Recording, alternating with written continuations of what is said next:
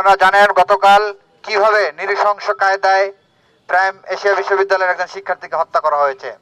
আপনারা যদি সেই ক্ষতগুলো পরীক্ষা করেন তাহলে দেখতে পাবেন যে লোকটি ছুরি মেরেছে সে ওয়েল ট্রেন্ড। আপনি আঘাতটা লক্ষ্য করলে দেখতে পাবেন যে এক আঘাতেই কিন্তু তার মৃত্যু হয়েছে। তো আমরা সরকারের প্রতি আহ্বান জানাবো যে জাহিদুল ইসলাম পারভেজকে কি টার্গেট কিলিং এর অংশ হিসেবে হত্যা করা হয়েছে কিনা সেটি সুষ্ঠুভাবে তদন্ত করতে হবে, তদন্ত করে দেখতে হবে। একই সাথে আমরা দেখেছি সিসিটিভি ফুটেজে দেখেছি বেশ কিছু খুনি আইডেন্টিফাই হয়েছে এবং এর মধ্যে দুইজন বৈষম্য বিরোধী ছাত্র আন্দোলনের পদধারী।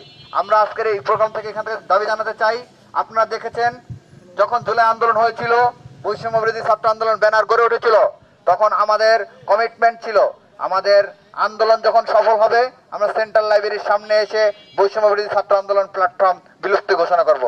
কিন্তু অত্যন্ত দুঃখজনক হলেও সত্য, 5 আগস্টের পর থেকে একদল কুচক্রী মহল এই প্ল্যাটফর্মকে ব্যবহার করে বিভিন্ন রাজনৈতিক স্বার্থ চরিতার্থ করার কাজে ব্যবহার করছে। আপনারা দেখেছেন জেলায় জেলায় কমিটির নামে বিভিন্ন জায়গায় এই বৈষম্য বিরোধী ছাত্র আন্দোলনে পদবাণিজ্য হওয়ার সংবাদ আমরা পেয়েছি। আপনারা দেখেছেন এইখানে পদধারীরা তারা বিভিন্ন জায়গায় চাঁদাবাজি টেন্ডারবাজিতে জড়িত হয়েছে। আমরা অত্যন্ত দুঃখের সাথে এবং ভগ্ন হৃদয়ে লক্ষ্য করছি যে এই প্ল্যাটফর্মটি 2000-এর অধিক শহীদের রক্তের উপর দাঁড়িয়ে আছে, যে এই প্ল্যাটফর্মটি 31,000-এরও বেশি আহত এবং পঙ্গুত্ব বরণকারী ভাইদের রক্তের উপর দাঁড়িয়ে আছে। সেই প্ল্যাটফর্মটি আমাদের সকলের পবিত্র আমানত। কিন্তু অত্যন্ত দুঃখজনক কতিপয় ব্যক্তিবর্গ এই প্ল্যাটফর্মকে ব্যবহার করে নিজেদের রাজনৈতিক স্বার্থ চরিতার্থ করছে। আমরা আজকে এই প্রোগ্রাম থেকে দাবি জানাবো, কাল বিলম্ব না করে এই প্ল্যাটফর্মটিকে আর বিতর্কিত করবেন না।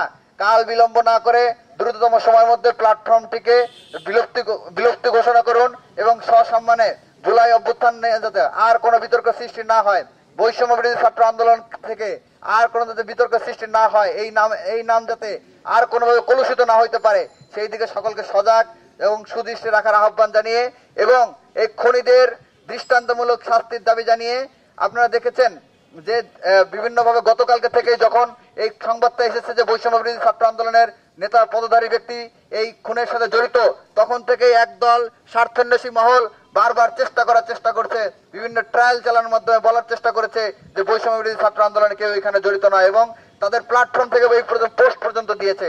কিন্তু পরবর্তীতে আমরা কিন্তু সংবাদ মাধ্যমে দেখেছি বৈষম্য বিরোধী ছাত্র আন্দোলনের 2 জন এটার সাথে জড়িত ছিলেন। এর মানে এটাই প্রতীয়মান হয় কেউ নিজের ব্যক্তি স্বার্থকে চরিতার্থ করার জন্য এই 2000 শহীদের রক্তের উপর দাঁড়িয়ে থাকা প্ল্যাটফর্মকে ব্যবহার করছে।